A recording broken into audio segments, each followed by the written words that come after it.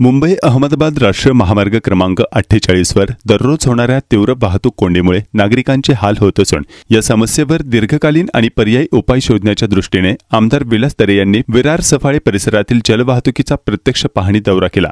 या पाहणी दौऱ्यात त्यांनी कोळीवाडा, समुद्रकिनारा आणि संभाव्य जेट्टी उभारणीची जागा यांचा आढावा घेतला।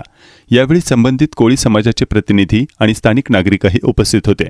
यावेळी आमदार दरे म्हणाले की मुंबई अहमदाबाद महामार्गावर मोठ्या प्रमाणावर मालवाहतूक आणि वाहनांची वर्दळ होत असून वाहतूक कोंडीचा प्रश्न गंभीर होत चालला आहे। या पार्श्वभूमीवर समुद्रमार्गी जलवाहतूक हा एक प्रभावी पर्याय ठरू शकतो। विरार सफाळे दरम्यान जलमार्गाने प्रवासी आणि मालवाहतूक सुरू केल्यास महामार्गावरील ताण कमी होऊ शकतो, तसेच वेळ आणि इंधन वाचविले जाऊ शकते। या संदर्भात तांत्रिक अहवाल तयार करण्यासाठी महाराष्ट्र मेरीटाईम बोर्ड, बंदर विभाग आणि इतर तज्ञ संस्थांच्या सहकार्याने पुढील पावले उचलण्यात येणार असल्याचे त्यांनी स्पष्ट केले।